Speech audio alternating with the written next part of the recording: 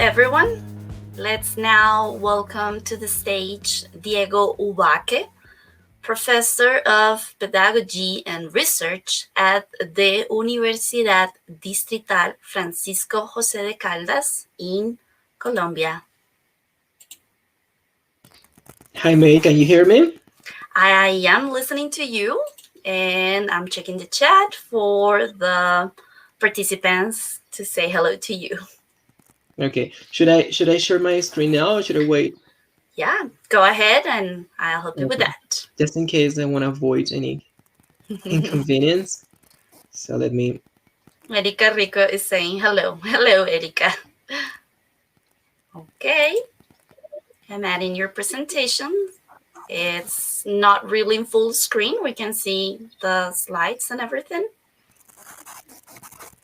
So just give me 1 sec. It is now full screen, Diego. Right. All right. Astrid Wilches is saying hi to us. Hi, Astrid. Carlos, hello. All right. So, Diego, the stage is yours. Thank you, May. So thank you, everyone, for making the time to be here with me on Saturday. We should be riding our bicycles, but this is something that it's like calling us, like to talk about assessment. So I want to welcome you to my session. I'm going to be presenting today on behalf of my colleague, Samir. He couldn't be with us today. He's recovering from a surgery. But I'm going to be presenting, as I said before, like on his behalf. And the presentation we're going to be sharing today is the result of a study we conducted in 2016. It's a study, it's already published in the Profile journal, which is a very well-known journal here in our country, in Colombia. So in case you're interested in knowing more about what we did, you can scan the QR code you have on the screen, and that's gonna give you the possibility to know more about our initiative in terms of research. So these studies, we name it Argumentation Skills, the Peer Assessment Approach to Discussions in the EFL Classroom. And what I'm going to be presenting today is, well, in this presentation, I'm sharing the results of an exploratory action research study we carried out in a private but non-profit institution in Bogota, Colombia in 2016 with a group of 12 learners in a B1 English course. These students faced difficulties elaborating on their ideas at the very beginning, discussing issues in class.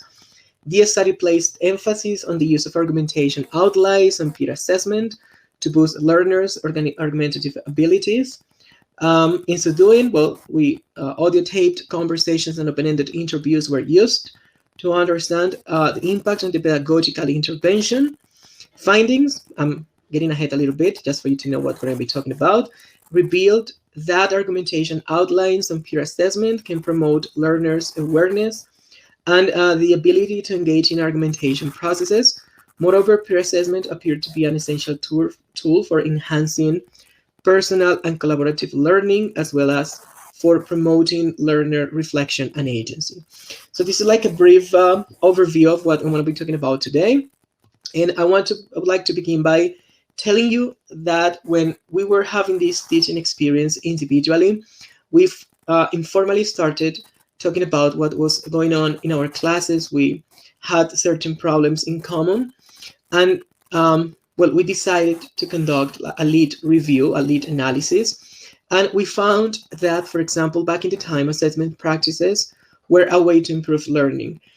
Every time we found information about assessment was like a mechanism, like a pathway, like to improve how students were learning. That called our attention to. We found that in the literature that students are seen as active constructors of knowledge when we talk about assessment. So they have something to say and something to do when we talk about assessment. In some of the studies we conducted, there was one that called our attention. It was conducted by Cheng and Warren in 2005. And they said that, for example, peer assessment had been more commonly incorporated into English language writing instruction, where peers are to respond and edit each other's written work with the aim of helping with revision. That was quite interesting for us because we indeed saw lots of research about assessment in writing. But we didn't see much about other types of assessment or assessment in other types of skills, language skills. We also found that from psychological studies, there were a couple of studies that had to do with argumentation skills. However, these were associated with high order cognitive skills, such as conceptual change, nonverbal reasoning, as well as reasoning outcome. Then when we saw this literature, we saw room, and since little had been done in the ELT field, like to explore and document how learners could improve argumentation skills through oral tasks and the implementation of peer assessment practices. So this was, let's say, the rationale we had back in the time to say there is room for us, there is a window for us to begin inspecting our own practices, and let's begin inspecting our students' processes of learning the language through peer assessment. So we decided to conduct like a more deep exploration of the lead, and we decided to create, let's say, a diagram for us to think of a possible personal comprehension of the theory. So there is something that we're going to mention here that it's the result of our study, but back in the time we had like those initial ideas before we started.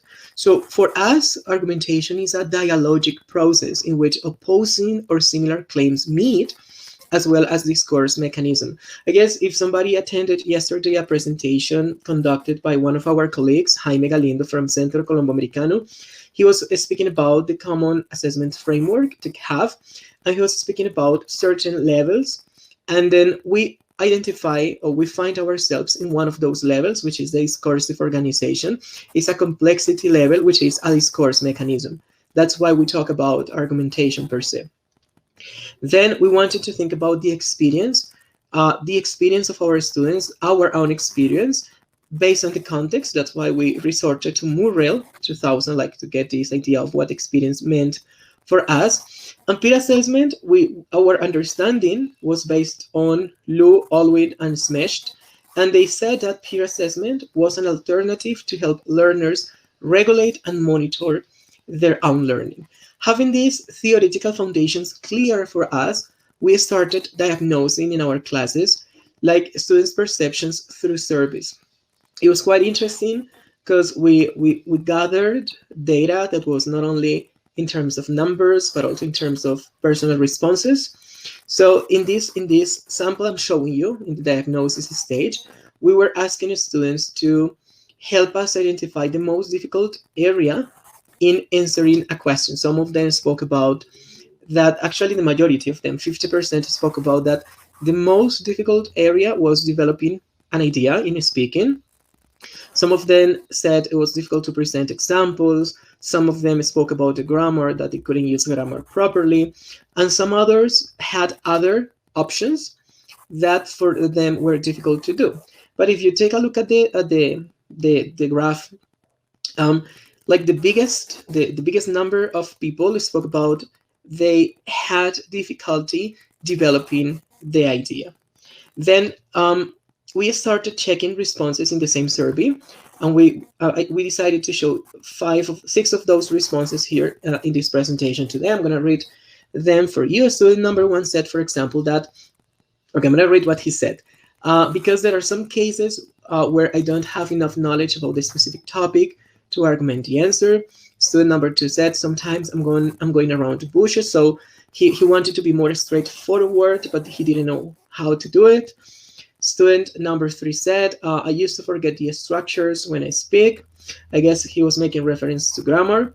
Student number 4 said, sometimes I feel afraid about my pronunciation, and I have to make effort to express my ideas. Student number 5 said, because the moment I don't remember the correct word. Student number 6 said, I can't find the words I want to use for developing ideas. I don't know how to begin to show all that I want to say. Then, by making a comparison between these written responses that came from their opinions and the numbers that came from the survey, we knew we had the opportunity like to begin thinking of a pedagogical intervention in our own classes. So we decided to opt for action research. Back in the time, it was like the best and most efficient way to approach our class pedagogically speaking, because it's a cycle. It gave us the opportunity to reflect, plan, act, and observe, and at the same time do it again as many times as needed.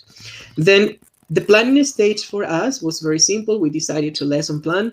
So Samira and I, we decided to begin lesson planning collaboratively, and the assessment component was addressed to be implemented and fostered from collaborative peer learning perspective.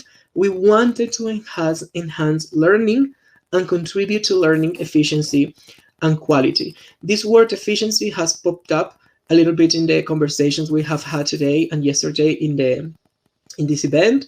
So I guess we can talk about this a little bit at the end if you happen to have any question. So basically the planning stage was sit down, lesson plan our class, think of the moments in which we want assessment to happen and how we want assessment to be conducted by students. Then the second stage, that was acting and observing, was the moment in which we decided to pedagogically speaking have the intervention. So we implemented a previously configured set of activities in which we wanted to promote oral argumentation skills. So we decided to document such moments through peer assessment, because that was like the means for us to know what was going on. So we collected data through oral tasks and interview. And for the presentation today, since data were so huge, I'm just going to present one sample of a cycle of a class. So what you need to know is that we thought of an argumentation outline that was super simple back in the time. It's like it had opinion, explanation, example, and restatement. Then you can see those expressions. So those expressions were given to students for them to begin debating and talking. So I'm going to show you a sample of our student, John. It's not his real name, but John was speaking about how culture has changed over time. And this is like what he said in one of those moments in which he had to speak his opinion. So I'm going to read what he said. John said, "As for me, the culture has changed over time a lot, since it was customary that the family was together. The people was more formal than today. The people tend to be reserved. For instance, a lot of person eat their food alone in the same way. Before, the people was more kind, dressed to be very formal, and they preferred to be reserved with a private life. You know, your grandparents sure were formal with traditions customary. In a meeting, had a formal etiquette and a good table manners. However, today, we are more individual a lot of times. The family aren't together at the same time to eat. We were informal. You can see less ties on the street and the offices, and the people likes to show their life through internet. In addition, our table manners are different since we are together to eat, aren't we? If you notice, yes, there are lots of grammar mistakes. However, our intention was not to do these oral activities like to spot mistakes just from the linguistic perspective, but to found like a very solid soil in a way, like for students to begin improving that they told us in the diagnosis stage. They didn't know how to elaborate a response. By using those expressions, we made sure they had opinion, explanation, example, and restatement or conclusion in the idea. When we started analyzing, like I would say more than 60 responses that were recorded, we saw that the outline of argumentation we provided, even though it was pretty simple, gave us the students the opportunity to elaborate on their ideas. This linguistic feature placed emphasis on a deeper learning process, cognitively speaking, and it had a bearing on how learners at the time of speaking modified and articulated new mental processes in order to adapt to the new communicative demands. It's common sometimes that when students transition from basic to intermediate courses, they do not develop certain competences like argumentation. So at the very beginning of this course, we started helping our students like developing such competences. Then this was the oral task that happened in the class, but then we had the assessment moment. So one of the students had to assess this. So I'm gonna be reading what Leonardo said about John, the student I previously read about. So Leonardo said this about John's intervention. Well, not John, but about other student who spoke as well in class. He said, "In my understanding, Carolina started her opinion with yes. She doesn't use as for me to introduce her opinion. She explains her opinion with three arguments. In the first, she tried to express that people were more respectful, but the first argument, as for me, it isn't clear since I didn't understand the verb that is playing the action that people did before and teenagers don't do in this moment. She described with a great arguments the culture changes over the time, but she made a little mistakes in pronunciation. For instance, words like usual, talk, change, and use anybody instead of somebody. Finally, she made a grammar mistake, and in the final that question, she said, the time has changed and the culture too. It hasn't, and the correct form is the time has changed and the culture has changed. Haven't they? So this is what Leonardo tried to comment on other students' intervention. So we were collecting info from the oral tasks, the assessment given by the peers, and this took us to one of the stages of the argument of the action research cycle, that was the reflection. But before we went to that stage, we understood that by students valuing their peers' interventions, peer assessment seemed to assist in the development not only of argumentative skills, but it was including reflection upon the arguments, not only in terms of grammar, not only in terms of vocabulary, but on the idea per se.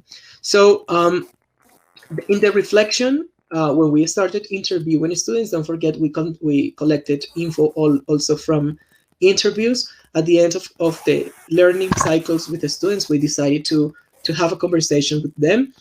And this is one of the responses we got from other student, Jose. So he said, well, as for me, first, I feel very happy to learn about the structure, to give my ideas to the other person or to the other people, because before the class, I didn't know about the structure, but I learned about the structure to write a paragraph. But for me, it's more important that I can speak better than I spoke before. So as for me, I think that I'm speaking better. So I'm trying to do my best with the structure. I'm trying to memorize the structure and use the structure for the argumentation. Well, as I said, as I told you, I didn't know the structure, but it's good for me to speak better. So the challenges have been looking for the words to express my ideas, words to develop my ideas. So for me, it has been good to explore more vocabulary and some expressions that you gave to us. Actually, I've tried to do this morning, the assessment to my classmate, but it is difficult for me. You have to listen to listen. You have to analyze, you have to give your assessment to your classmate, and you have to know, because you are going to give your assessment, you have to know about the grammar, about the correct words to speak. So if you notice, this involves people who do the assessment, it involves students in a more active way. It's not just listening to people and maybe get distracted, but in case a person is talking, you need to really listen to not just understand what the person says, but also to help that person improve if needed. Then I think it was at the end quite interesting because we went to our reflecting cycle with my colleague, and the reflective cycle was telling us, you gotta change your practice. You gotta incorporate learners' thoughts to keep on reflecting. Then we decided to come up with a second argumentation outline. It was a little bit the same, but at the same time more complex for a student. Keep in mind that at the beginning, we only had opinion, explanation, example, and restatement. In this one, we decided to include one more stage. So we had opinion, explanation, example, contrast, and conclusion or restatement. The contrast was giving people the possibility to think about arguments that were not always within their original opinion. Then at the end of implementing this second outline, we found that argumentation outlines and peer assessment were promoting awareness and the ability to engage in argumentation processes. Peer assessment was indeed an essential tool in enhancing personal and collaborative learning, and it was promoting as well reflection, and agency. So you must be wondering, what have you been up to since 2016? Well, we've been polishing and improving what we've did back in the time, and during the pandemic and during this social situation we have faced in Colombia lately. um, I guess we've been working on this. So, for example, this is an example of a question we've been discussing lately. Actually, we discussed this last week. The question was, where do you stand on the current socio-political situation we are living in Colombia? This argumentation process, or this prompt I'm going to show you, is being used in upper intermediate courses. And imagine, I'm going to put myself in the shoes of my student. So if my teacher is asking me, or a classmate is asking me, where do you stand on the current social political situation we are living in Colombia? The response, as a teacher, I'm going to model it. So in my modeling, I'm going to tell them, well, guys, when it comes to this political situation, I think it's very difficult. Actually, we have seen how many people have died and have been killed. For they seem to be in disagreement with the government. For example, we can see what's happening in Cali, in Bogota too. However, we cannot stop fighting for our rights, nor can we stop fighting for what is best for the country. You know, this is the moment of change, and we need to begin thinking and acting for the best of our people. So when we model, we are opening new doors and new windows. And what we have seen is that students are not only engaging in assessment. That was like the original stage.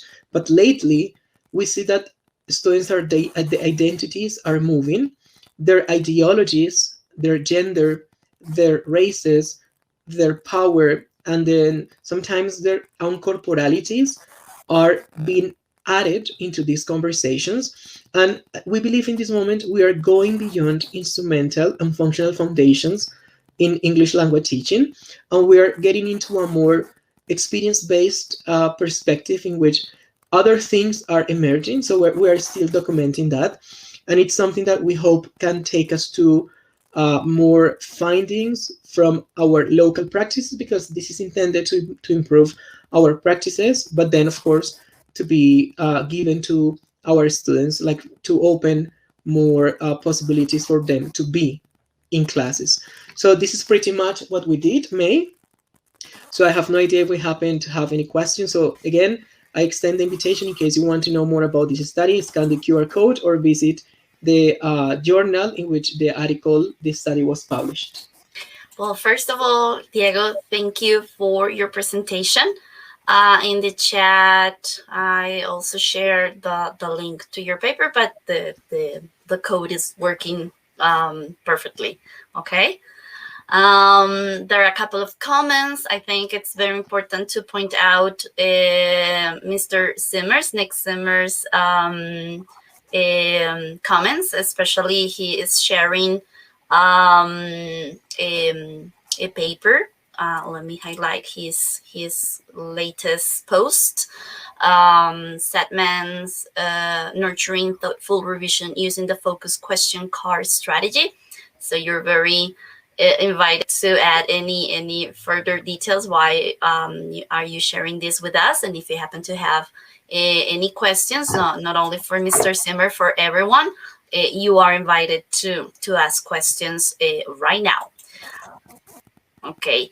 There is one question that I want to ask you, Diego, and I know that you were lesson planning with Samir, right?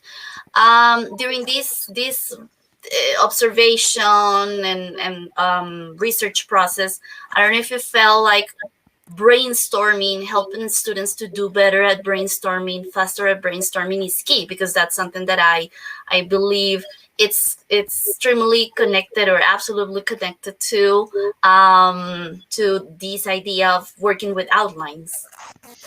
Yeah, but we brainstorm, as you said before, ideas. We try to first of all create the need of the outline. Let's say that the outline is learning a strategy per se. So you know that in the Kala format, we have presentation, we have preparation, presentation, practice, evaluation, and expansion. We basically think of the outlines as a strategy. So we prepare the strategy. So we create the need for students to use it.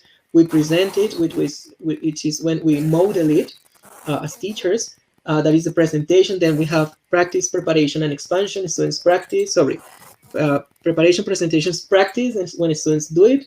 Evaluation is when assessment happens, and the expansion happens in the institution because we work with projects. So when students are supposed to share what they have created, this is a perfect time for students to expand.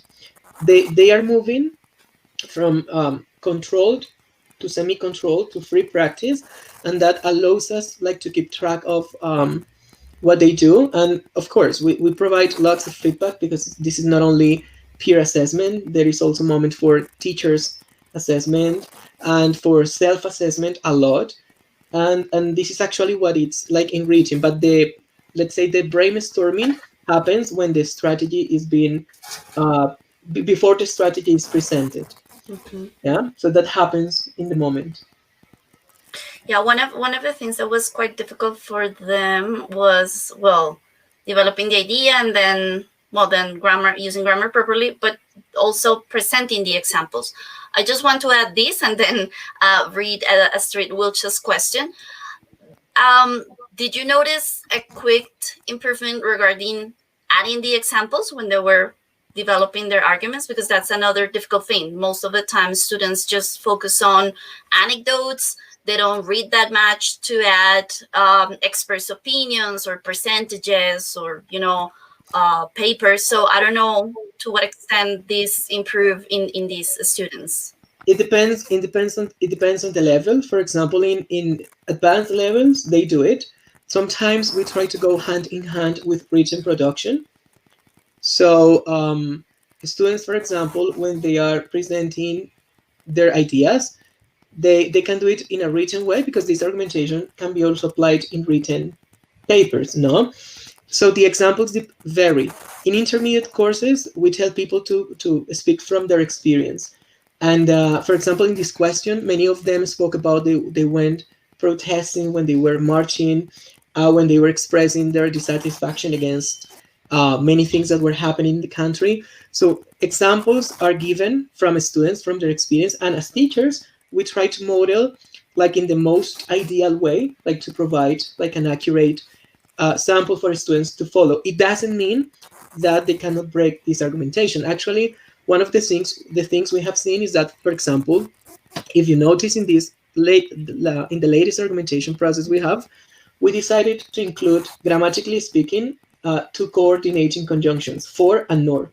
But students change the organization. Some of them, for example, begin by saying, and say, so they don't begin by when it comes to, so they begin, Diego, Colombia is a difficult country to live in. For, we have lots of differences. For example, I live in Suwa, and in Suwa we have lots of problems. And when it comes to problems, I think it's very hard. And they begin disorganizing this. And I think this is the beauty of these prompts. This is not something that is imposed, let's say, from a top-down perspective, even though it comes from a teacher, but it allows people like to move language as it is, based on your own needs as a speaker. I don't know if with that I responded to the question. Yes, you did, certainly. Then I'll read a straight question and then Carlos Caizales' question. So Astrid is asking, first of all, she says, thank you, Diego. Have you used a similar outline with the students in a beginner level? Well, for our understanding, I have no idea we are talking about A1 based on the cognitive event framework, A1, A2. However, in A1 levels, I don't. In A2, I do. In A1, no, because some of us receive students who have no knowledge of a second language. So what I do is that I approach the language learning from a perspective which can be a translanguaging perspective. I guess we have spoken about this in other conferences in which we allow people to use their repertoire in Spanish, like to build their repertoire in English. So argumentation doesn't happen because I guess argumentation is as well a way to provide like higher cognitive thoughts. And then in basic courses, of course, we provide people to we give people the opportunity like to respond questions. However, sometimes, and to be honest, this is too sketched. So they are given a question, they are supposed to respond in a way because they are just starting to build fundamentals in terms of the language, you know. So I guess at the very beginning it's quite difficult, but then when they move between A1 and A2, like intermediate and A2, they can do it in simple ways. So if you ask them, for example, do you like ice cream, they can say, I do. Ice cream is delicious because I eat vanilla ice cream is my favorite one. And you can give them some basic expressions and they do it. I, for example, give them the expression I think because and the expression I mean. So they say, yes, I do. Ice cream is delicious because vanilla ice cream is my favorite one. I mean, go to crepes and in crepes you will eat the best ice cream in Bogota, for example. I'm Okay. sponsoring crepes here. But yeah, we do it, but it depends a lot on the student's level. And in A1, I haven't done it, to be honest. Okay. So Carlos Caizales is asking, how old were the students? Were there differences in terms of performance or ideas between boys and girls? In terms of communicative skills, there is no difference in terms of gender. There is no gender gap in terms of communicative skills. There is a difference in terms of the ideologies we mobilize. That's why, for example, at the end, I said that these argumentation processes are opening a window for students like to enact and to perform gender. Because, of course, in terms of argumentation, a male or a female student can follow the argumentation without any problem. But what is different is what they say. For example, a female student who participated in the protest is going to give an example. For example, I don't know. It happened to me that we were talking about this, and a student of mine, a woman, said that she was feeling very vulnerable because of the things that were happening with the police, that the police was raping women, saying what happened in Cali, and she was being afraid of going out to the street to protest. In that case, her gender discourse was being enacted and performed discursively because she was giving, like, from her own place of enunciation, uh, like what she was afraid of. So in this case, this is what I said before. We go beyond these instrumental notions of language because at the beginning, the argumentation process was a way to improve oral skills, but now it's a way to be, it's a way to exist. And students are existing as speakers of a language. And this is, I guess, the beauty of this. So I wouldn't say there is a difference between male or female responses in terms of the communicative skills, but I think it's more about the content that is being enacted and performed in the discourse per se. Okay. Okay. So thank you, Diego. This Thank was you. our last session on this stage. So please join another stage, and then please remember to join the main stage for our last plenary, the closing ceremony, and the networking activity. Thank you to everyone who joined us in this stage for these two wonderful presentations. Thank you, Diego, William, and everyone. See you around.